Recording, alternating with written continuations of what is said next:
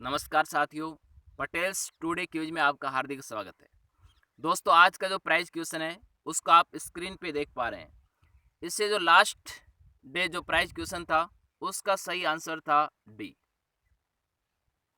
दोस्तों, यहाँ पे आप जानते हैं कि जो सिक्किम है, सिक्किम को प्रारंभ में सहराज्य के रूप में शामिल किया गया था, इसलिए अनुच्छेद 2 का समावेश किया गया था 35वें संशोधन के तहत 1974 में। इसी प्रकार जैसे सिक्किम को पूर्ण राज्य का दर्जा दिया गया और सिक्किम 22वें नंबर का राज्य बन गया था 1975 में, तो 36वें संशोधन के तहत अनुच्छेद 2 उसको निरस्त कर दिया गया था। दोस्तों, पॉलिटी की रेगुलर सीरीज में आज अपन संसदीय समितियों के बारे में डिस्कस करेंगे। तो देखो, संसद और संसद के अलावा कुछ संसदीय समितियां होती हैं, उनके बारे में आज अपन डिस्कस करेंगे। तो संसदीय समितियां सामान्यतः दो प्रकार की होती हैं। कुछ स्थायी समितियां होती हैं तो कुछ वहाँ पे अस्थायी समितियां होती हैं। स्थायी समितियां निरंतर अस्तित्व में रहती हैं, वहीं अस्थायी समितियां किसी कार्य विशेष के लिए गठित की जाती हैं और वो जैसे कार्य संपन्न हो जाता है वो स्वतः ही समाप्त हो जाती हैं। अस्थायी समितियां दो प्रकार की होती हैं, जांच और इसी प्रकार सलाहकार। जांच अस्थायी संसदीय समिति और सलाहकार जांच अस्थायी संसदीय समिति। यहाँ पे दोस्तों संसदीय समिति के बारे में आपको असंगत कथन बताना है। तो समिति की बैठक गुप्त होती है, ये बिल्कुल सही कथन है। समिति के सभापति को निर्णायक मत देने का अधिकार होता है, ये भी बिल्कुल सही है। समिति के सदस्य अपना त्याग पत्र राष्ट्रपति को सौंपते हैं, ये असंगत है।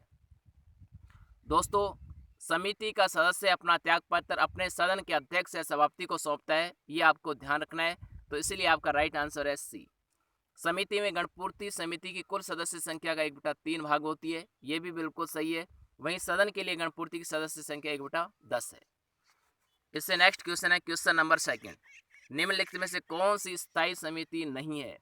तो दोस्तों, समितियां दो प्रकार की, स्थायी और अस्थायी। यहाँ पे आपसे पूछा गया है कि स्थायी समिति नहीं है। देखिए, लोक लेखा समिति, प्राक्कलन समिति, सार्वजनिक उपक्रम समिति, तीनों स्थायी समिति हैं। लेकिन कार्य मंत्रणा समिति है वो एक प्रकार की अस्थायी समिति है।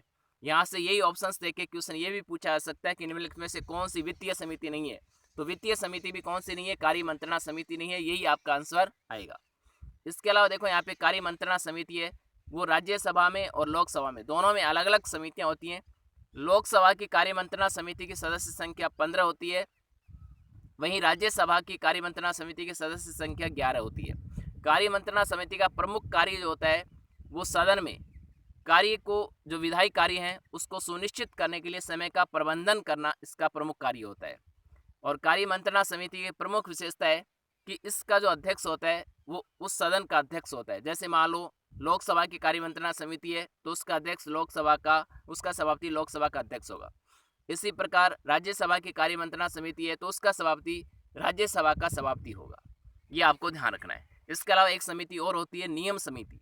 नियम समिति जो होती है उसमें लोकसभा की जो नियम समिति है उसकी सदस्य संख्या 15 होती है, 15 होती है। इसी प्रकार राज्यसभा की नियम समिति उसकी सदस्य संख्या 16 होती है। वहाँ पे भी उनके जो अध्यक्ष होते हैं वो उस सदन के अध्यक्ष ही होते हैं। जैसे लोकसभा नियम समिति है तो उसका सभापति लोकसभा का अध्यक्ष होगा। इसी प्रकार राज्यसभा की नियम समिति है तो उसका जो अध्यक्ष होगा वो राज्यसभा का सभापति होगा। इससे नेक्स्ट क्वेश्चन है, निम्नलिखित में से कौन सी समिति की सदस्य संख्या अनिश्चित है? दोस्तों, प्रत्येक समिति की सदस्य संख्या सामान्यतः निश्चित होती है, लेकिन यहाँ पे प्रवर समिति की सदस्य संख्या अनिश्चित होती है, क्योंकि प्रवर समिति का गठन इस उद्देश्य के लिए किया जाता है कि कोई भी विधेयक है उस पर विचार करने के लिए समिति गठित की जाती है, और जब तक उस पर कोई निष्कर्ष नहीं निकल पाता है जब तक सदस्य की संख्या में वृद्धि की जाती रहती है। इसी प्रकार इसकी सदस्य संख्या निश्चित है। याचिका समिति, विशेषाधिकार समिति, सरकारी आश्वासन समिति, ये तीनों समितियां ऐसी हैं जिनकी सदस्य संख्या निश्चित होती है। लोकसभा की याचिका समिति की सदस्य संख्या 15, राज्यसभा में 10। लोकसभा विशेषाधिकार समिति की सदस्य संख्या 15, राज्यसभा की विशेषाधिकार समिति की सदस्य संख्या 10। सरकारी आश्वासन समिति चाहे लोकसभा की हो चाहे राज्यसभा की हो, सदस्य संख्या 15 होती है। इससे नेक्स्ट क्वेश्चन है आपका क्वेश्चन नंबर 4। निम्नलिखित में से कौन सी समिति सदस्य संख्या के आधार पर असंगत है? तो दोस्तों, यहाँ पे कृषि संबंधी समिति, पर्यावरण व वन संबंधी समिति, विज्ञान व प्रौद्योगिकी संबंधी समिति, इन तीनों समितियों की सदस्य संख्या 22 होती है, जिसमें 15 लोकसभा से 7 राज्यसभा से। जबकि अनुसूचित जाति तथा जनजाति कल्याण समिति है, इसकी सदस्य संख्या 30 होती है, जिसमें 20 लोकसभा से और 10 राज्यसभा से होते हैं। तो यही आपका राइट आंसर है option D. Next question 5th number. तो यहाँ पे देखो 5th नंबर का जो क्वेश्चन है, निम्नलिखित में से कौन सी समिति के 1/5 सदस्य प्रतिवर्ष निर्वाचित होते हैं तथा 1/5 सदस्य प्रतिवर्ष कार्य मुक्त होते हैं। तो दोस्तों ये प्रमुख विशेषता है वो सरकारी उपक्रम समिति की है। सरकारी उपक्रम समिति एक प्रकार की स्थायी वित्तीय समिति है जो 1964 में करशन मेनन समिति की सिफारिश के आधार पर गठित की गई थी और इसके सदस्य एकल संक्रमणीय मत प्रणाली तथा आनुपातिक प्रतिनिधित्व प्रणाली के आधार पर निर्वाचित होते हैं। इसके अलावा 1974 में इसकी सदस्य संख्या में वृद्धि कर दी गई थी। 1964 में इसकी सदस्य संख्या 15 थी, 10 लोकसभा से 5 राज्यसभा से। 1974 में 15 लोकसभा से और 7 राज्यसभा से, यानी वर्तमान में इसकी कुल सदस्य संख्या 22 है। इसका प्रमुख कार्य जो होता है वो भारत सरकार के लोक लेखे हैं उनकी जांच करना होता है। तो दोस्तों यहाँ पे इसीलिए सरकारी उपक्रम समिति को लोक लेखा समिति की जुड़वा बहन भी कहा जाता है। इससे नेक्स्ट क्वेश्चन है क्वेश्चन नंबर 6। क्वेश्चन नंबर 6 में आपसे पूछा गया कि समिति के सदस्य को न्यूनतम कितनी बैठकों में लगातार अनुपस्थित रहने पर सदन में हटाने का प्रस्ताव प्रस्तुत किया जा सकता है। तो इसका राइट आंसर होगा 2। अगर समिति का कोई भी सदस्य लगातार 2 बैठकों में अनुपस्थित रहता है तो उसको हटाने के लिए प्रस्ताव प्रस्तुत किया जा सकता है। इससे नेक्स्ट क्वेश्चन है क्वेश्चन नंबर 7।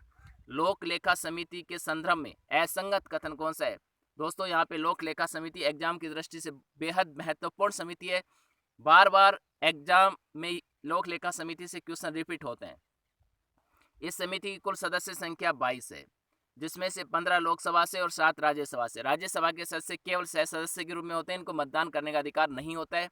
मंत्री परिषद का सदस्य इस समिति का सदस्य नहीं हो सकता है, ये भी बिल्कुल सही कथन है। तो दोस्तों यहाँ पे ये समिति नहीं है, जितनी भी स्थायी समितियाँ होती हैं, चाहे वो लोक लेखा समिति हो, चाहे वो प्राक्कलन समिति हो, चाहे वो सरकारी उपक्रम समिति हो, चाहे वो विभागीय समिति हो। तो देखो यहाँ पे जितनी भी वित्तीय समितियाँ हैं, विभागीय समितियाँ हैं, स्थायी समिति हैं और इनका सदस्य है वो मंत्री परिषद का सदस्य नहीं हो सकता है। इनके अलावा देखो कुछ अस्थायी समितियां भी होती हैं जिनमें भी मंत्री परिषद का सदस्य उन समिति का सदस्य नहीं बन सकता है। जैसे महिला सशक्तिकरण समिति है, अनुसूचित जाति तथा जनजाति कल्याण समिति है, इसी प्रकार याचिका समिति है, सरकारी आश्वासन समिति है, अधीनस्थ विधान समिति है। इनके सदस्य भी मंत्री परिषद के सदस्य नहीं हो सकते हैं। तो ये आपको ध्यान रखना है। कुल 7 समितियाँ ऐसी हैं जिनके सदस्य मंत्री परिषद के सदस्य नहीं होते हैं। इस समिति का कार्यकाल 2 वर्ष का होता है, ये असंगत है क्योंकि इनका कार्यकाल 1 वर्ष का होता है। इस समिति का अध्यक्ष विपक्षी दल से चुना जाता है, ये बिल्कुल सही बात है तथा ये परंपरा 1967 से प्रारंभ हुई है। दोस्तों इससे पहले सत्ता पक्ष से इसका अध्यक्ष चुना जाता था और विपक्षी दल से चुने जाने की जो परंपरा है वो 1967 से प्रारंभ हुई है। तो ये आपका सही कथन है। तो यहाँ पे आपका जो राइट आंसर है, जो असंगत कथन पूछा गया है, वो है सी। इससे नेक्स्ट क्वेश्चन है प्राक्कलन समिति की सदस्य संख्या को 25 से बढ़ाकर 30 वर्ष कब किया गया। दोस्तों वैसे तो प्राक्कलन समिति का जो उद्भव है वो स्थायी वित्तीय समिति के गठन के साथ ही 1921 से देखा जाता है, लेकिन ये वास्तव में जो गठित की गई थी वो 1950 में तत्कालीन वित्त मंत्री जॉन मथाई की सिफारिश के आधार पर गठित की गई थी और 56 में इसकी सदस्य संख्या में वृद्धि की गई थी 25 से 30। इस समिति की एक प्रमुख विशेषता है कि इसकी कुल सदस्य संख्या जो 30 है वो सारी की सारी लोकसभा सदस्य है। इसमें राज्यसभा का एक भी सदस्य नहीं होता है, 30 के 30 सदस्य लोकसभा से ही होते हैं।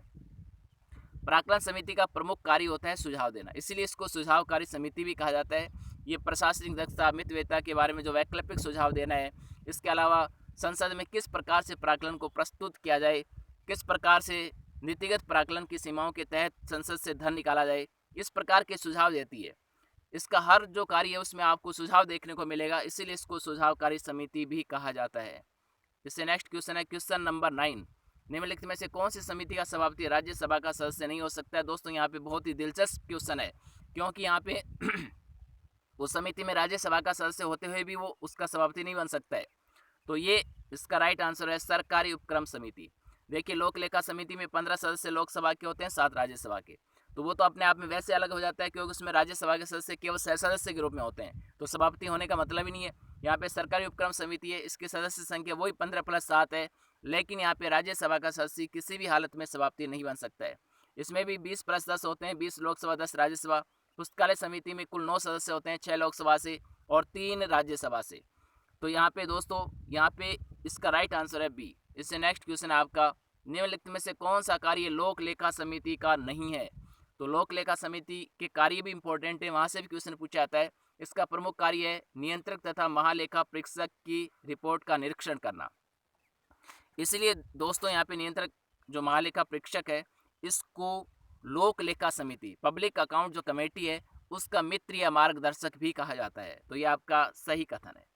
लोक धन संसद के निर्णयों के अनुसार ही खर्च किया जाए, अर्थात व्यर्थ और अपव्यय को रोका जाए, ये भी इसका कार्य है, सही कथन है। समिति का कार्य निर्धारण नहीं है, अपितु तो संसद के द्वारा बनाई गई नीतियों के अनुसार कार्यान्वयन को सुनिश्चित करना है, तो ये भी इसका कार्य है, ये भी सही कथन है। प्रशासनिक दक्षता तथा मितव्ययता को बढ़ाने के संबंध में वैकल्पिक सुझाव देती है, ये कार्य किसका है दोस्तों? ये प्राक्कलन समिति का है। तो इसी प्रकार आपका राइट आंसर हो गया डी। तो दोस्तों इस प्रकार से आपके 10 क्वेश्चन है, और अभी तक भी आपने अगर इस चैनल को सब्सक्राइब नहीं किया तो प्लीज़ आप इसको सब्सक्राइब करें, लाइक और शेयर करें, और साथ ही बेल आइकॉन को ऑल वाला जो बटन है उसको प्रेस करें। बहुत बहुत शुक्रिया दोस्तों आपका, धन्यवाद।